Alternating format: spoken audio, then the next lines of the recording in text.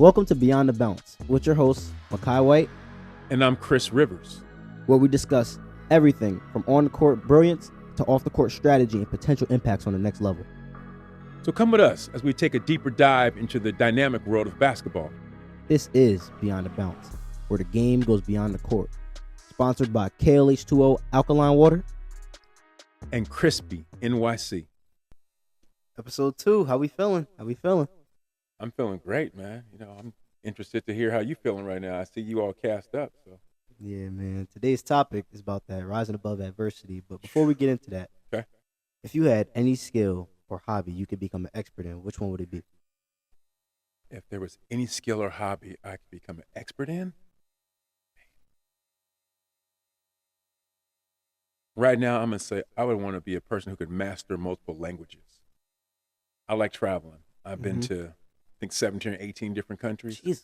And it's extremely frustrating when I can't speak the language. Going out the country. Yes. When I went to Spain, it was horrible.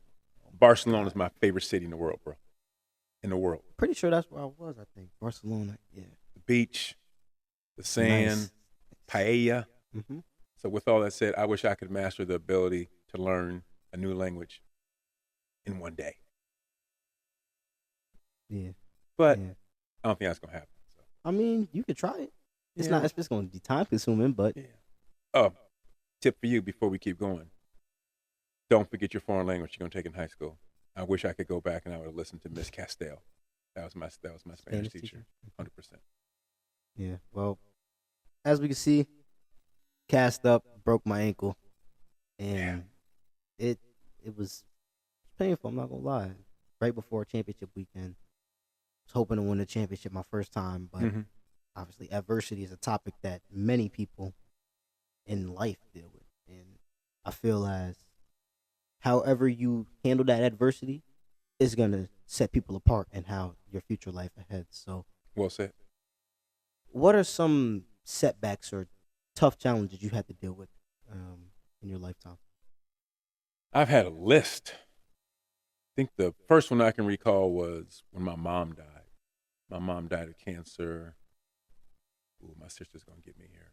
October 12th or 13th, 1993. Sorry for your loss. Appreciate it. I was 25 years old. And she had been sick, and we knew it was coming. But there's just something about the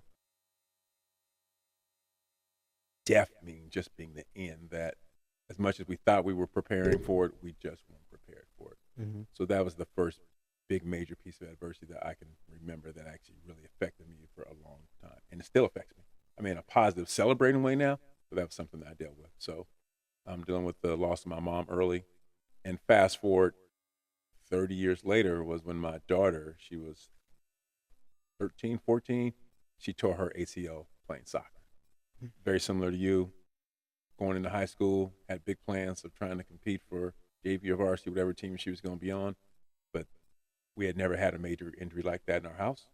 So that just kind of just put everybody in hunker down mode. And we had to come together as a family. We had to change plans, change summer plans, change spring break plans, change how she got up and down the stairs, change who took her to school. I mean, there was a lot of things that went into it. And she would go on to tear her other ACL the next year. But because we had been through it the first time, because we had weathered that storm, it was definitely more manageable. Mm-hmm. Now, when she hurt her knee the third time, the third consecutive years, I won't call it a walk in the park, but we knew what to do. We had the ice machine at home. We knew where the physical therapist was. She was 16. She's driving herself back. And we knew it was going to be okay. Yeah. I think it was the fear of the unknown, Michai, that when something major happens, you don't know how you're going to react. Yeah. And adversity is something that as adults, we think that we are equipped to deal with, but I'm still working on it every day. Mm-hmm. I mean, you're going to have to work on it the rest of your life. I'm sure your parents are working. I'm sure many of the people listening right now are working on it. Mm-hmm. But adversity is something that we can't do anything about it. Yeah. However, we can decide what we're going to do about it Mm-hmm. and how we're going to react to it. Mm-hmm. But it's easier said than done. Yeah. Really is. That's a great question. So let me flip the script on you. How have you been dealing with breaking your ankle 2 days before the championship weekend where you guys had a good chance of winning the title? What was your first emotion besides after pain? After pain, like when it first happened? First happened. when it first happened, my mom was just everywhere. I was like, right before, like this had to happen now. Like Mhm.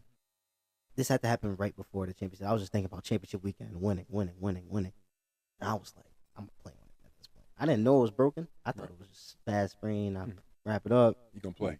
Advil or something. We hooping, man. I'm not thinking no break, but yeah, when it first happened, it was a mix of everything. It was like, no, it was a mix of pain, and then it was a mix of the thought of championship weekend. It was a mix of everything. When I figured out it was broke, that crushed me. I was like, man, I can't play. I can't be there. Can't help us win. Right. But still, I'm gonna go. Still gonna support my team because that's just the type of teammate and person I am. Still So gonna you support went to them. championship weekend still Yeah, on crutches? wheelchair and everything. The You convention weren't in a center. wheelchair. Stop it. Yep, the convention center. They gave me a wheelchair. I was rolling around, and then when I get to the court, use my crutches, walk on the court, crutches and stuff like that. Traveling around the whole facility, wheelchair. That says a lot about who you are as a teammate. It says a lot about you as a person. Yeah. But we ride for people that we care about. Yep. As you know, as I know from a long time ago, injuries are a part of sports. Mm-hmm. And fortunately, you've been able to have the support system of an amazing family, great teammates, great coaches, and that's going to help you. But how are you doing mentally right now, a couple weeks out? You know, right now I'm pretty good. I've kept my emotions intact because it's easy to get depressed in that state. When you're in the state of you're on one leg, you no ankle, and you just laid up in that room. And I like my room pretty dark. Like every time when I'm chilling, I just like my room dark. In that dark room, after a while, it's not just gonna be you and the phone and memes and stuff. You're gonna actually have to sit with yourself at a point in time, Right. and that can be depressing. Like just sitting there in that darkness, you can cry. A lot of stuff can happen. But I made sure my mom, my dad, they made sure I didn't get depressed. They make sure I like, for example, just recently, my mom, she made breakfast. She didn't let me sit up there and eat in my room. She made me come downstairs, and we talked for like 4 hours. So she had to go pick up my sister. They're making sure I'm still mentally in check. They have mental checkups with me every day and stuff. So my friends and my teammates also check up on me every day. My friend Brandon literally just texted me asking me, "Am I okay?" So everybody makes sure I'm intact. But mentally, at first, it was a lot, but over time, I've become happier, and I set goals, and I found out how to still do things to keep myself occupied for these 6 weeks so I don't go fast. Still work out, I still do upper body when I can and You stuff. trying to you trying to get Yeah, some guns? yeah. Okay. Get ready for high school, man. That's what it's all about. So No doubt. I'm No, still pretty occupied. I appreciate you sharing that perspective. Mhm. And I think just talking about depression and anxiety, although I'm not clinically, I don't have a degree in the subject, Mhm. I have life experience. And I know that just us being able to just talk about it, you at your age, a lot of kids look up to you, a lot of your peers look up to you. I think that's important that you're able to do that. I know as I've gotten older, after going through things, I become a lot more empathetic when other people are going through stuff. Yeah. It's difficult to say you know what someone else is going through if you've never been through anything. But once you've gone through something, if you're a person who internalizes it, listens, and learns from it, you're going to be able to make sure you're there for the next person.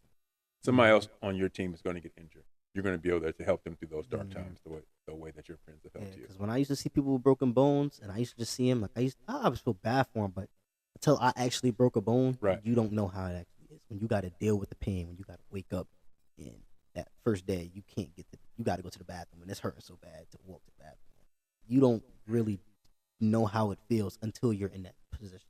And once you're in that position, like you said, you become a whole lot more empathetic with people that break a bone or split something open. So. Yeah. And of course, you're going to be stronger through this. Everyone says going through stuff makes you stronger. Tough times don't last. Tough people do, all those cliches. They're all true, but it's still hard. Yeah. And finding that right balance and knowing when to push through, when to make sure you're not just using it as an excuse, but also using those times when you need to just take a moment. Yeah. Now, just seeing you here right now, got your crispy shorts on, and you always stay crispy out. I know that, but Shout out Crispy. always shout out crispy. But I think that your message is going to help a lot of other people who are going to go through it. Mm-hmm. All right, we both kind of bonded over injuries and loss of people that we love, but are there any other types of adversity you've experienced on your basketball journey in the last couple of years that you hold on to? Yeah, I would say being overlooked. I've been overlooked pretty much my whole life, but as of recent, like there's been times where I'll play a kid, and I can see myself like he's not as good as people make him out to be, but he may have one good game. Right. They drag that good game out the water. They'll post it 5 times, cut it into different clips from different angles to make it seem like he's killing the whole weekend. The whole time, he had one good game. I've played kids, outplayed, held kids to 0 points, 6, 10. I've had 20, 25. Still, they get the recognition and I don't. So it still happens to this day. And to be honest, it's frustrating almost because it's like, dang, I'm working hard, and on top of that, I'm killing him. I'm just going at him. Y'all can't give me the recognition. I feel like I deserve it, but it's always kind of kept me humble and always kept me working hard because I've never really had anything to relax on and any morals to relax on. So it's always kept me very humble and working 10 times as hard. I appreciate you sharing that, but one suggestion I can give you is try to focus on what you can control. Mm-hmm. You're never going to be as good as they say you are. You've never fallen off as far as they say you are. If you continually try to let people who you don't know create the narrative, tell the story of where you are, you're always going to be kind of playing off balance. Mm-hmm. I fully understand it's easier said than done, but the player you're trying to be, the sooner you can get to that point where that noise, where you're ranked, how you're back, you know what type of work you're putting in. Yeah. The other players you're playing against, they know who's giving them work. They know who just gave them buckets. Your peers know, right? Mm-hmm. That other being overlooked, which is a genuine feeling, and I appreciate you sharing it, but I think you got to try to realize, you know what, I'm just going to keep playing my game, and over time, the cream will rise to the top. Yeah. So before we close out this episode, we have to do our Beyond the Bounce topic. My question for you is, Michai, how do you try to maintain balance with being a student, with being an athlete, with being an influencer? Because you're all three. I mean, at 14 years old, it's got to be difficult. Time management is what I do. So I know, like, let's say, especially this summer, I did a lot of it. Let's say I want to go out with my friends at 4 o'clock. Mm-hmm. I'll know, like, okay, I got to work out because I can't just disregard the workouts. I got to work out. So I'll get up, I'll go to sleep early to wake up early so I can get it in at 8 a.m. and then just do 2, 3 back to back.